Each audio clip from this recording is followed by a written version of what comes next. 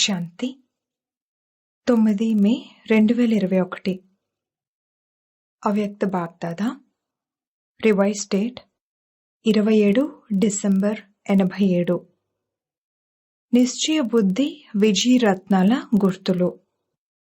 ఈరోజు బాగ్దాదా నలువైపులా ఉన్న తమ నిశ్చయ బుద్ధి విజయ పిల్లలను చూస్తున్నారు. పిల్లలు ప్రతి ఒక్కరిలోని నిశ్చయం యొక్క గుర్తులను చూస్తున్నారు. నిశ్చయం యొక్క విశేషమైన గుర్తులు: మొదటిది, ఎంతటి నిశ్చయం ఉంటుందో అంతగా కర్మలో, వాచాలో ప్రతి సమయము ముఖంపై ఆత్మిక నశ కనిపిస్తుంది. 2, ప్రతి కర్మలో, సంకల్పంలో విజయం అనేది సహజమైన ప్రత్యక్ష ఫలం రూపంలో అనుభవమవుతుంది. విజయం అనేది శ్రమ రూపంలో కాకుండా ప్రత్యక్ష ఫల రూపంలో మరియు అధికారం రూపంలో అనుభవమవుతుంది. 3, తమ శ్రేష్టమైన భాగ్యం, శ్రేష్టమైన జీవితం, తండ్రి మరియు పరివార సంబంధ సంపర్కం, ఈ విషయాలలో సంశయం అనేది 1% కూడా, సంకల్ప మాత్రం కూడా ఉండదు. 4, క్వశ్చన్ మార్కులు సమాప్తమై ప్రతి విషయంలోనూ బిందువుగా అయి బిందువు పెట్టేవారిగా ఉంటారు. 5, నిశ్చయ బుద్ధి కలవారు ప్రతి సమయము స్వయాన్ని నిశ్చింత చక్రవర్తిగా సహజంగా మరియు స్వతహాగా అనుభవం చేస్తారు. అనగా పదే పదే స్మృతి తెచ్చుకోవాల్సిన శ్రమ చేయాల్సి ఉండదు. నేను చక్రవర్తిని అని చెప్పవలసిన శ్రమ చేయాల్సి ఉండదు. కానీ సదా స్థితి అనే శ్రేష్ఠ ఆసనం లేదా సింహాసనంపై స్థితులయ్యే ఉంటారు. ఉదాహరణకు, లౌకిక జీవితంలో పరిస్థితి అనుసారంగా స్థితి తయారవుతుంది. దుఃఖమైన లేక సుఖమైన ఆ స్థితి యొక్క అనుభూతిలో స్వతహాగానే ఉంటారు. నేను దుఃఖంగా ఉన్నాను లేదా నేను సుఖంగా ఉన్నాను అని పదే పదే శ్రమించరు. నిశ్చింత చక్రవర్తి స్థితి యొక్క అనుభవం స్వతహాగా సహజంగా ఉంటుంది. అజ్ఞాన జీవితంలో పరిస్థితుల అనుసారంగా స్థితి తయారవుతుంది. కానీ శక్తిశాలి అలౌకిక బ్రాహ్మణ జీవితంలో పరిస్థితి అనుసారంగా స్థితి తయారవ్వదు. కానీ నిశ్చింత చక్రవర్తి స్థితి లేదా శ్రేష్టమైన స్థితి అనేది బాప్దాదా ద్వారా ప్రాప్తించిన జ్ఞానం అనే లైట్ మైట్ ద్వారా, స్మృతి శక్తి ద్వారా ప్రాప్తిస్తుంది. దీనినే జ్ఞానం మరియు యోగం అనే శక్తుల వారసత్వం తండ్రి ద్వారా లభించడం అని అంటారు. కావున బ్రాహ్మణ జీవితంలో తండ్రి వారసత్వం ద్వారా, సద్గురు వరదానాల ద్వారా మరియు భాగ్య విధాత ద్వారా ప్రాప్తించిన శ్రేష్ఠ భాగ్యం ద్వారా స్థితి ప్రాప్తిస్తుంది. ఒకవేళ స్థితి అనేది పరిస్థితి ఆధారంగా ఉన్నట్లయితే ఎవరు శక్తిశాలిగా ఉన్నట్లు? పరిస్థితి శక్తిశాలిగా అయినట్లు కదా. మరియు పరిస్థితి ఆధారంగా స్థితిని తయారు చేసుకునేవారు ఎప్పుడూ అచల్ అడోల్గా అనగా చలించకుండా స్థిరంగా ఉండలేరు. అజ్ఞాని జీవితంలో చూస్తే ఇప్పుడిప్పుడే చాలా సంతోషంగా నాట్యం చేస్తూ ఉంటారు మరియు ఇప్పుడిప్పుడే బోర్లా పడుకుని నిద్రిస్తూ ఉంటారు. కావున అలౌకిక జీవితంలో ఇటువంటి అలజడి యొక్క స్థితి ఉండదు. స్వయం పరిస్థితి ఆధారంగా ఉండరు. కానీ తమ వారసత్వం మరియు వరదానాల ఆధారంగా మరియు తమ శ్రేష్ఠ స్థితి ఆధారంగా పరిస్థితిని మార్చేవారిగా ఉంటారు. కావున ఈ కారణం వలన నిశ్చయ బుద్ధి కలవారు సదా నిశ్చింత చక్రవర్తులుగా ఉంటారు. ఎందుకంటే ఏదైనా అప్రాప్తి లేక లోటు ఉన్నప్పుడు చింత ఉంటుంది. ఒకవేళ సర్వప్రాప్తి స్వరూపులుగా మాస్టర్ సర్వశక్తివంతులుగా ఉంటే ఇక ఏ విషయంలో చింత ఉంటుంది? 6, నిశ్చయ బుద్ధి కలవారు అనగా సదా తండ్రిపై బలిహారమయ్యేవారు.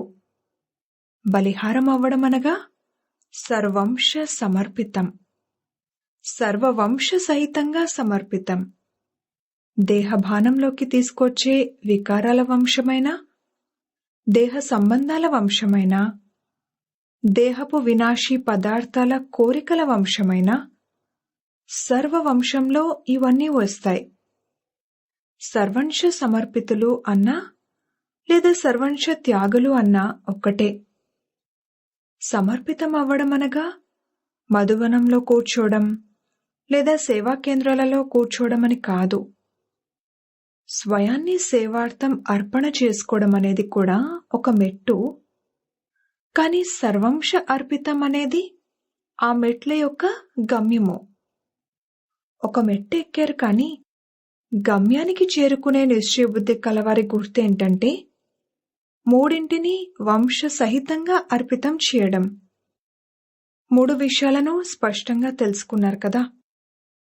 స్వప్నం లేదా సంకల్పంలో అంశ మాత్రం కూడా లేనప్పుడే వంశం సమాప్తమవుతుంది.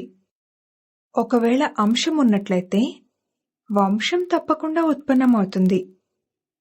కావుననే సర్వంశ త్యాగి యొక్క నిర్వచనం చాలా గుహ్యమైనది. ఇది కూడా తర్వాత ఎప్పుడైనా వినిపిస్తాము. 7. నిశ్చయ బుద్ధి కలవారు సదా చింత లేనివారిగా నిశ్చింతగా ఉంటారు. ప్రతి విషయంలోనూ విజయం నిశ్చితంగా ప్రాప్తిస్తుందనే నషాను అనుభవం చేస్తారు. కావున నిశ్చయం అనేది నిశ్చింతతను మరియు నిశ్చితము అన్నదానిని ప్రతి సమయము అనుభవం చేయిస్తుంది. 8. వారు సదా స్వయం కూడా నషాలో ఉంటారు మరియు వారి నషాను చూసి ఇతరులకు కూడా ఈ ఆత్మిక నష అనుభవం అవుతుంది. తండ్రి సహయోగం ద్వారా, స్వస్థితి ద్వారా ఇతరులకు కూడా ఆత్మిక నషాను అనుభవం చేయిస్తారు. నిశ్చయ బుద్ధి కలవారు మరియు ఆత్మిక నషాలో ఉండేవారి జీవితం యొక్క విశేషతలేంటి? మొదటి విషయము, ఎంతటి శ్రేష్టమైన నష ఉంటుందో అంతటి నిమిత్త భావం వారి జీవితంలోని ప్రతి కర్మలో ఉంటుంది. నిమిత్త భావం అనే విశేషత కారణంగా నిర్మాణ బుద్ధి ఉంటుంది. బుద్ధి పట్ల శ్రద్ధ ఉంచాలి. ఎంతటి నిర్మాణ బుద్ధి ఉంటుందో అంతగా నిర్మాణం చేస్తూ ఉంటారు. నవనిర్మాణం అని అంటారు కదా. కావున నవనిర్మాణం చేసే బుద్ధి ఉంటుంది. కావున నిర్మాణంగా అనగా నమ్రతగా కూడా ఉంటారు. నవనిర్మాణాన్ని కూడా చేస్తారు. ఈ విశేషతలున్న వారిని నిశ్చయ బుద్ధి విజయులు అని అంటారు. నిమిత్తము, నిర్మాణము అనగా నమ్రత మరియు నిర్మాణము. నిశ్చయ బుద్ధి కలవారి భాష ఏముంటుంది? నిశ్చయ బుద్ధి కలవారి భాషలో సదా మధురత ఉండడం అనేది కామన్ విషయము. అంతేకాక ఉదారత కూడా ఉంటుంది. ఉదారత అనగా సర్వాత్మలను ముందుకు తీసుకువెళ్లాలనే ఉదారత ఉంటుంది. ముందు మీరు, నేను కాదు. ఉదారత అనగా ఇతరులను ముందుంచడము. ఉదాహరణకు బ్రహ్మబాబా సదా జగదంబను మరియు పిల్లలను ముందుంచారు. నాకన్నా జగదంబ చురుకైన వారు, నాకన్నా ఈ పిల్లలు చురుకైన వారు అని అనేవారు. ఇది ఉదారత యొక్క భాష. ఎక్కడైతే ఉదారత ఉంటుందో, ఎక్కడైతే స్వయం ముందుండాలనే కోరిక ఉండదో, అక్కడ డ్రామానుసారంగా స్వతహాగానే మనసుకి ఇష్టమైన ఫలం తప్పకుండా ప్రాప్తిస్తుంది. ఎంతైతే స్వయం ఇచ్ఛా మాత్రం అవిద్య స్థితిలో అనగా కోరికంటే ఏంటో తెలియని స్థితిలో ఉంటారో, అంతగా తండ్రి మరియు పరివారం మిమ్మల్ని మంచివారిగా, యోగ్యులుగా భావించి ముందుంచుతారు. కావున మనసుతో ముందు మీరు అని అనేవారు వెనక ఉండలేరు. వారు మనసుతో ముందు మీరు అని అనడంతో సర్వుల ద్వారా వారు ముందుంచబడతారు. కాని కోరిక కలవారు ముందుండరు. అందుకే నిశ్చయ బుద్ధి కలవారి భాష సదా ఉదారత కల భాష, సంతుష్టత కల భాష మరియు సర్వుల కళ్యాణం చేసే భాషగా ఉంటుంది. ఇటువంటి భాష కలవారిని నిశ్చయ బుద్ధి విజయులు అని అంటారు. అందరూ నిశ్చయ బుద్ధి కలవారే కదా, ఎందుకంటే నిశ్చయమే పునాది. కానీ ఎప్పుడైతే పరిస్థితులు, మాయ, సంస్కారాలు, రకరకాల స్వభావాల తుఫాన్లు వస్తాయో అప్పుడు నిశ్చయం యొక్క పునాది ఎంత దృఢంగా ఉంది అనేది తెలుస్తుంది. ఎలాగైతే ఈ పాత ప్రపంచంలో రకరకాల తుఫాన్లు వస్తాయి కదా, ఒక్కోసారి గాలి తుఫాన్లు, ఒక్కోసారి సముద్ర తుఫాన్లు, అలాగే ఇక్కడ కూడా రకరకాల తుఫాన్లు వస్తాయి. తుఫాన్ ఏం చేస్తుంది? ముందు పైకి ఎగరేస్తుంది, తర్వాత విసిరేస్తుంది. అలా ఈ తుఫాను కూడా ముందు తన వైపుకు ఆనందంలో పైకి ఎగరేస్తుంది, అల్పకాలిక నషలో పైకి తీసుకువెళ్తుంది. ఎందుకంటే ఏ ప్రాప్తి లేకుండా వీరు నా వైపు ఉండరు అని మాయకు కూడా తెలుసు. కావున ముందు కృత్రిమమైన ప్రాప్తిలో పైకి ఎగిరేలా చేస్తుంది, తర్వాత కిందికి దిగే కళలోకి తీసుకొస్తుంది. మాయ తెలివైనది. కావున నిశ్చయ బుద్ధి కలవారి దృష్టి త్రినేత్రిగా ఉంటుంది. మూడవ నేత్రంతో 3 కాలాల్లో చూస్తారు, అందుకే ఎప్పుడూ మోసపోలేరు. మరి తుఫాన్ల సమయంలోనే నిశ్చయం యొక్క పరీక్ష జరుగుతుంది. ఎలాగైతే తుఫాన్లనేవి పెద్ద పెద్ద పాత వృక్షాల పునాదులను కూడా పెకిలించి వేస్తాయో, అలా ఈ మాయ తుఫాన్లు కూడా నిశ్చయం అనే పునాదిని పెకిలించే ప్రయత్నం చేస్తాయి. కానీ రిజల్ట్లో పెకిలించబడేవారు తక్కువగా ఉంటారు, కదిలేవారు ఎక్కువగా ఉంటారు. కదలడంతోనే పునాది కచ్చాగా అనగా అపరిపక్వంగా అయిపోతుంది. కావున ఇటువంటి సమయంలో తమ నిశ్చయం అనే పునాదిని చెక్ చేసుకోండి. నిశ్చయం పక్కాగా ఉందా అని ఎవరినైనా అడిగితే ఏమంటారు? చాలా బాగా భాషణ చేస్తారు. నిశ్చయంలో ఉండడం మంచిదే, కానీ సమయానికి ఒకవేళ నిశ్చయం కదిలినట్లయితే ఈ నిశ్చయం కదలడం అనగా జన్మ జన్మల ప్రారబ్ధం నుండి కదిలిపోవడం. కావున తుఫాన్ల సమయంలో చెక్ చేసుకోండి. ఎవరైనా హద్దు గౌరవ మర్యాదలను ఇవ్వకపోయినా, లేదా వ్యర్థ సంకల్పాల రూపంలో మాయ తుఫాన్లు వచ్చినా, ఏదైనా కోరిక పెట్టుకున్నప్పుడు ఆ కోరిక అనగా ఇచ్ఛ పూర్తి కాకపోయినా, అలాంటి సమయంలో నేను సమర్థుడైన తండ్రి యొక్క సమర్థమైన ఆత్మను అన్నది శృతి ఉంటుందా, లేదా వ్యర్థమనేది సమర్థంపై విజయం పొందుతుందా? ఒకవేళ వ్యర్థం విజయం పొందితే నిశ్చయం యొక్క పునాది కదులుతుంది కదా. సమర్థ ఆత్మగా అనుభవం చేయడానికి బదులుగా స్వయాన్ని బలహీన ఆత్మగా అనుభవం చేస్తారు, నిరాశపడతారు.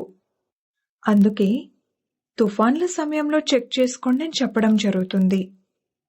హద్దు గౌరవ మర్యాదలు మరియు నేను నాది అనేవి ఆత్మిక గౌరవం నుండి కిందకు తీసుకొస్తాయి.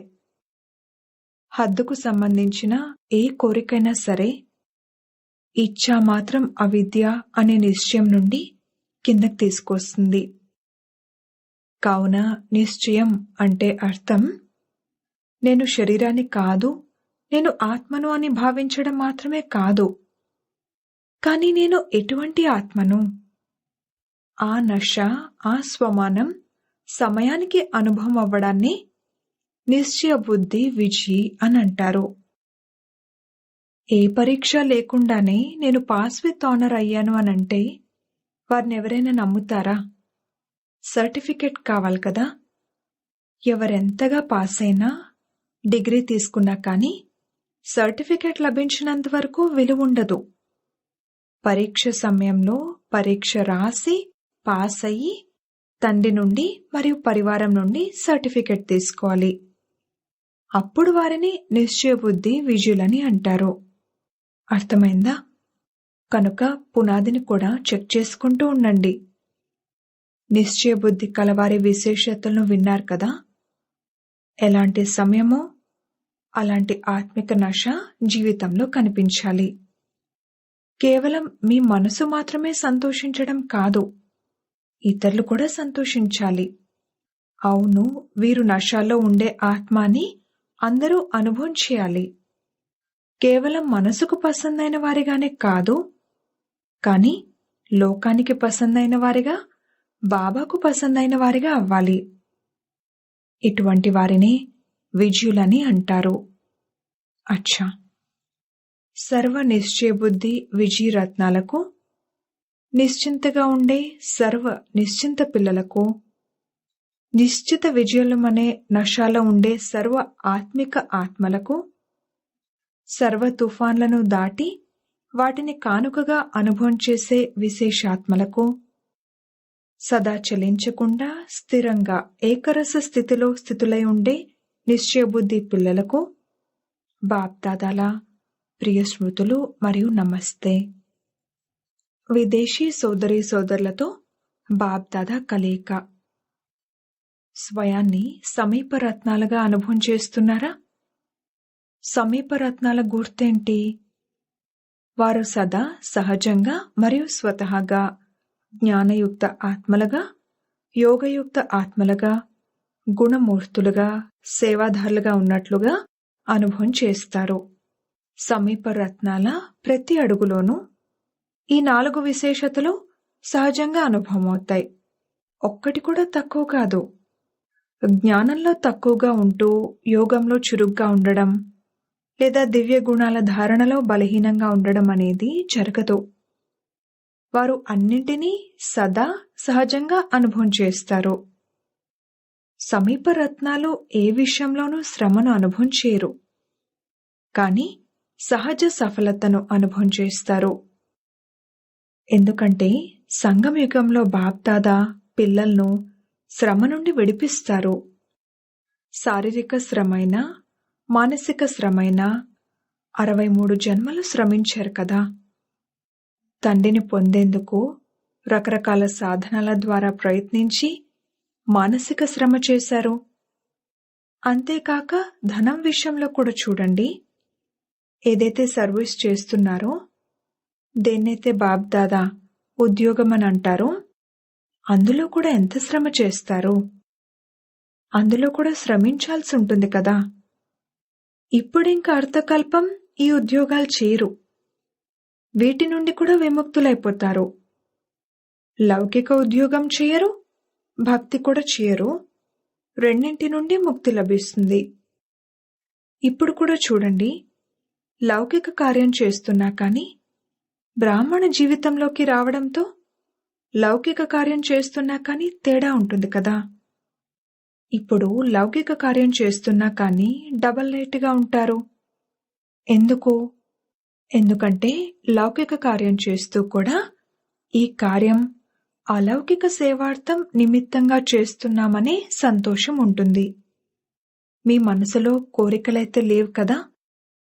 ఎక్కడైతే కోరిక ఉంటుందో అక్కడ శ్రమ అనిపిస్తుంది. ఇప్పుడు నిమిత్తమాత్రంగా చేస్తారు. ఎందుకంటే తనువు, మనసు, ధనము మూడింటిని ఉపయోగించడం ద్వారా 1కి 10 రెట్లు అవినాశీ బ్యాంక్లో జమ అవుతుందని మీకు తెలుసు. తర్వాత జమ చేసుకుంది తింటూ ఉండండి. యోగం జోడించడం, జ్ఞానాన్ని వినడం వినిపించడం యొక్క పురుషార్థం నుండి ఈ శ్రమ నుండి విముక్తులైపోతారు. అప్పుడప్పుడు క్లాసులు విని అలసిపోతారు కదా. అక్కడ సత్యుగంలో ఏదైతే లౌకిక రాజనీతి యొక్క చదువు ఉంటుందో అది ఆడుతూ పాడుతూ చదువుకుంటారు. ఇన్ని పుస్తకాలు చదవాల్సి ఉండదు. అన్ని రకాల శ్రమల నుండి విముక్తులైపోతారు. చాలా మందికి చదువు కూడా భారంగా అనిపిస్తుంది. సంగమయుగంలో శ్రమ నుండి విముక్తులయ్యే సంస్కారాన్ని నింపుకుంటారు. మాయ తుఫాన్లు వస్తాయి కానీ మాయపై విజయం పొందడానికి కూడా ఒక ఆటగా భావిస్తారు, శ్రమగా కాదు. ఆటలో కూడా ఏముంటుంది? విజయాన్ని పొందాల్సి ఉంటుంది కదా. కనుక మాయపై కూడా విజయాన్ని పొందే ఆటను ఆడతారు. ఆటగా అనిపిస్తుందా లేక పెద్ద విషయం అనిపిస్తుందా? మాస్టర్ సర్వశక్తివంతుణ్ణు అనే స్థితులైనప్పుడు ఆటగా అనిపిస్తుంది. అంతేకాక అర్ధకల్పానికి వీడ్కోలు తీసుకుని వెళ్ళిపో అని ఛాలెంజ్ చేస్తారు. కనుక వీడ్కోల సమారోహాన్ని జరుపుకునేందుకు వస్తుంది, యుద్ధం చేసేందుకు రాదు. విజయరత్నాలు ప్రతి సమయం ప్రతి కార్యంలో విజయులుగా ఉంటారు. విజయులే కదా అక్కడున్నవారు హాజీ అని సమాధానమిచ్చారు. అక్కడికి వెళ్ళిన తర్వాత కూడా హాజీ అని అనాలి. ఎంతైనా మీరు మంచి ధైర్యవంతులయ్యారు. ఇదివరకు కొంచెం త్వరగా భయపడిపోయేవారు, ఇప్పుడు ధైర్యవంతులుగా అయ్యారు. ఇప్పుడు అనుభవజ్ఞులుగా అయ్యారు. కావున అనుభవం యొక్క అథారిటీ కలవారిగా అయ్యారు. పరిశీలించే శక్తి కూడా వచ్చింది. అందుకే భయపడరు. అనేకసార్లు విజయులుగా అయ్యారు, అవుతున్నారు మరియు అవుతూ ఉంటారు. ఇదే స్మృతిని సదా ఉంచుకోండి. అచ్చా, వీడ్కోలు సమయంలో దాదీలతో జానకి దాది 3-4 రోజులు బొంబాయి తిరిగి వచ్చారు. ఇప్పటి నుండే చక్రవర్తిగా అయ్యారు. మంచిది. ఇక్కడ కూడా సేవ ఉంది, అక్కడ కూడా సేవ చేశారు. ఇక్కడున్నా సేవ చేస్తారు మరియు ఎక్కడికి వెళ్తే అక్కడ సేవ జరుగుతుంది. చాలా పెద్ద సేవా కాంట్రాక్ట్ తీసుకున్నారు. మీరు చాలా పెద్ద కాంట్రాక్టర్ కదా. చిన్న చిన్న కాంట్రాక్టర్లు చాలా మంది ఉన్నారు, కానీ పెద్ద కాంట్రాక్టర్లు పెద్ద పనులు చేయాల్సి ఉంటుంది. బాబా ఈరోజు మురళి వింటూ చాలా మజా కలిగింది అని దాదీజీ అన్నారు. అదంటేనే మజా. మంచిది. మీరు క్యాచ్ చేసి ఇతరులకి క్లియర్ చేస్తారు. అందరూ ఒకే విధంగా క్యాచ్ చేయలేరు. ఎలాగైతే జగదంబ మురళి విని స్పష్టం చేసి సహజం చేసి అందరికీ ధారణ చేయిస్తూ ఉండేవారు, అలా ఇప్పుడు మీరు నిమిత్తులుగా ఉన్నారు. చాలామంది కొత్తవారు అర్థం చేసుకోలేరు. కానీ బాప్దాదా కేవలం ఎదురుగా ఉన్నవారినే చూడరు, కేవలం సభలో కూర్చున్న వారినే చూడరు, అందర్నీ ఎదురుగా ఉంచుకుంటారు. కాని ఎంతైనా ఎదురుగా అనన్యులైన పిల్లలున్నప్పుడు వారి పట్ల వెలువడతాయి. మీరైతే చదివి కూడా క్యాచ్ చేయగలరు. అచ్చా, వరదానము: వ్యర్థమనే లీకేజ్ను సమాప్తం చేసి సమర్థంగా అయ్యి కమ్ ఖర్చు బాలా నషీన్ భవ, అనగా తక్కువ ఖర్చుతో ఎక్కువ నషాను పొందేవారిగా అవ్వండి. సంగమయుగంలో బాప్ దాదా ద్వారా ఏ ఖజానాలైతే లభించాయో ఆ ఖజానాలన్నింటినీ వ్యర్థం అవ్వకుండా రక్షించుకున్నట్లయితే తక్కువ ఖర్చుతో ఎక్కువ నషాను పొందేవారిగా అవుతారు. వ్యర్థం నుండి రక్షించుకోవడం అనగా సమర్థులుగా అవ్వడం. ఎక్కడైతే సమర్థత ఉంటుందో అక్కడ వ్యర్థం అవ్వడం అనేది జరగదు. ఒకవేళ వ్యర్థం యొక్క లీకేజ్ ఉంటే ఎంత పురుషార్థం చేసినా ఎంత శ్రమ చేసినా కానీ శక్తిశాలిగా అవ్వలేరు. అందుకే లీకేజ్ను చెక్ చేసుకుని సమాప్తం చేసినట్లయితే వ్యర్థం నుండి సమర్థులుగా అవుతారు. స్లోగన్: ప్రవృత్తిలో ఉంటూ సంపూర్ణ పవిత్రంగా ఉండడం, ఇదే యోగి మరియు జ్ఞాని ఆత్మల ఛాలెంజ్. ఓం శాంతి.